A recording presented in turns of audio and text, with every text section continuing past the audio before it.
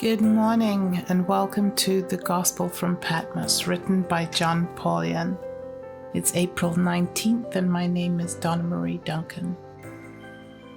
John the Apostle writes in Revelation chapter 5 verse 6, "And I saw in the middle of the throne and of the 4 living creatures, and in the middle of the elders a lamb standing as if it had been slaughtered."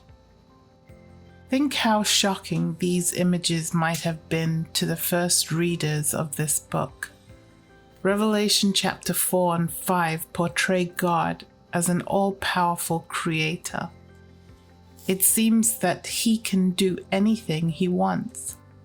But when seemingly unsurmountable problem arises, the solution is a stunner.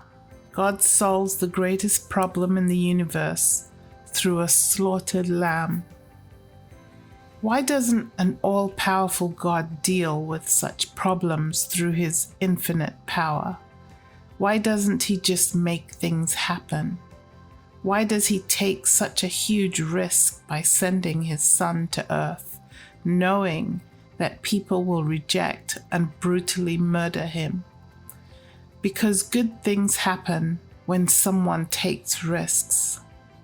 The path may be harder or more dangerous than other options, but the results are worth it. I think, for example, about how different my childhood was than it is for children today. Sometimes I wonder how my friends and I survived. We rode happily in cars with no seat belts or airbags. Some of my happiest memories involve riding in the back of a pickup truck on a warm day. In those days, manufacturers painted baby cribs with bright-colored lead-based paint. We often chewed on the bars of the crib, enjoying the paint. And in those days, there existed no child-proof packaging or medicine bottles or anything else that could possibly hurt children. I prefer calling it adult-proof packaging, since my children open such things just fine, while I tend to struggle. I rode my bike all over town without a helmet on, and drank city water from a garden hose instead of purified water from the grocery store. My friends and I escaped parental supervision during summers by simply leaving home in the morning and playing all day at the park, or sometimes riding all over New York City on the subways. No one was able to reach us all day. With spare change from my allowance, I would sometimes buy donuts and sugared saturated soft drinks. But I never gained weight, since I was always outside playing. We learned to confront bullies with no adults to protect us.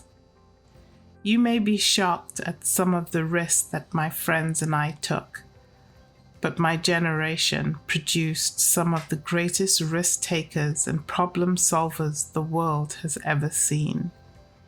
We had freedom, failure, success, and responsibility, and we learned how to deal with it. While some of the changes in today's world are good, character develops when we take risks. In fact, every relationship is a risk. But there's no other way to have a rich and rewarding life. I somehow think God knew that when he sent Jesus to redeem us back to himself.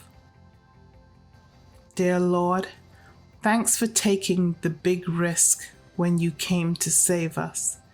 Give me the courage today to reach out to souls for whom you died, no matter the response. Amen.